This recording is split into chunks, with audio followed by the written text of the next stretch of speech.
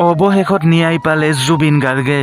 হয় বন্ধুসকল, ঠিকেই শুনিছে, জুবিন গাৰ্গে অৱশেষত ন্যায় পালে ছেম কানু মহন্তক আৰু সিদ্ধাৰ্থ শৰ্মাক ফাঁচীৰ ঘোষণা। হয়, আপোনালোকে ঠিকেই শুনিছে, আৰু কিছুদিন পিছত হয়তো এনেকৈ শুনিবলৈ পাম বুলি আমি সকলোৱে আশা কৰিছো। ছিংগাপুৰলৈ নি আমাৰ সকলোৰে হিয়াৰা মুঠু জুবিন গাৰ্গক মৃত্যুৰ মুখলৈ ঠেলি দিছে। সেইদিনাৰ ঘটনাটো যেন আজিও প্ৰশ্নবোধক চিহ্ন হৈ আছে।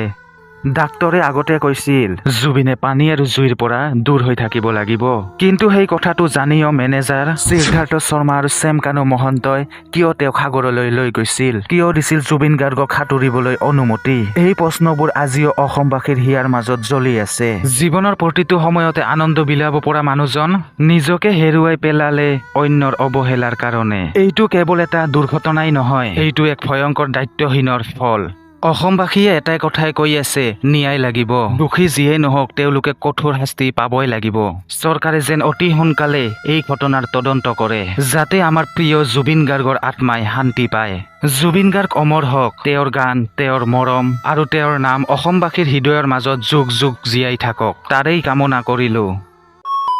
বন্ধুসকল, আজিৰ ভিডিঅ'টো ইমানেই। ভিডিঅ'টো যদি ভাল লাগিছে এটা লাইক কৰি দিব, আৰু লগতে যদি চেনেলটো এতিয়ালৈকে ছাবস্ক্ৰাইব কৰা নাই ছাবস্ক্ৰাইব কৰি ৰাখক, আৰু যদি কিবা ক'ব লগা থাকে তলত কমেণ্ট বক্সত জনাব। ধন্যবাদ।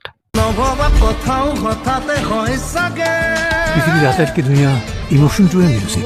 বুজি পোৱাৰ আগতে